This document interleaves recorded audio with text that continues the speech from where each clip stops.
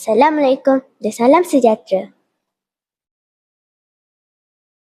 Pulau Pandan jauh ke tengah, gunung Daik bercabang 3, hancur badan digandung tanah, budi yang baik dikenang juga.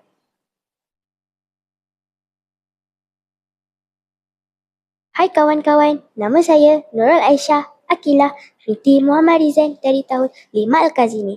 Saya bersekolah di Sekolah Kebangsaan Selendang 4, Kuala Rompin, Pahang. Kawan-kawan, sudahkah kawan-kawan membaca buku pada hari ini? Jika saya akan memastikan setiap hari saya akan membaca sekurang-kurangnya sebuah buku. Jika tidak lengkap terasa hidup saya.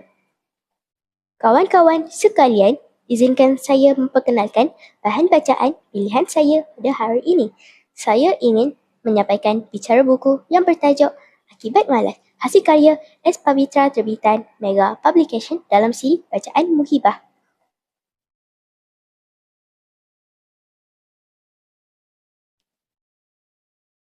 Buku ini mengisahkan tentang sikap malas yang boleh membawa kesan buruk dalam kehidupan seseorang.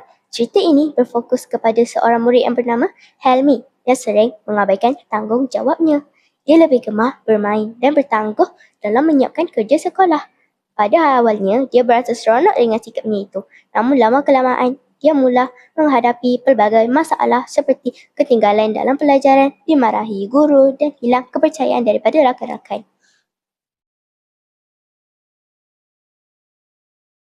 Watak utama dalam cerita ini ialah seorang murid yang pemalas bernama Helmi. Manakala watak sampingan ni termasuklah guru yang tegas tetapi prihatin, Cikgu Sarah. Ibu bapa yang sentiasa menasihati serta rakan-rakan Helmi yang rajin dan bertanggung seperti Hanif dan Yunus. Pelbagai sikap antara watak utama dan rakan-rakannya jelas menunjukkan kesan sikap malas berbanding rajin. Melalui cerita ini, terdapat beberapa nilai dan pengajaran yang boleh kita pelajari. Antaranya ialah: pertama, rajin berusaha. Kejayaan hanya datang kepada mereka yang berusaha. Kedua, bertanggungjawab. Setiap tugas yang diberikan perlu dilaksanakan dengan baik. Yang ketiga, menghargai masa. Masa yang berlalu tidak akan kembali. Yang keempat, mendengar nasihat. Nasihat guru dan ibu bapa adalah untuk kebaikan kita. Yang kelima, berdisiplin. Disiplin diri penting untuk mencapai kejayaan. Akhirnya, Helmi menyadari kesilapannya dan mula berubah menjadi seorang yang rajin.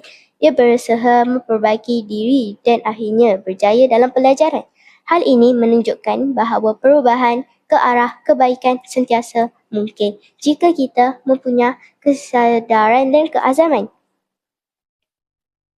Sebagai kesimpulan, buku ini sangat sesuai dibaca oleh murid-murid kerana memberi pengajaran yang jelas tentang bahaya sikap malas dan kepentingan usaha yang berterusan dalam mencapai kejayaan. Ya kawan-kawan, ingat tahu, jangan jadikan sifat malas sebagai duri dalam daging. Akibatnya, binasalah diri kita.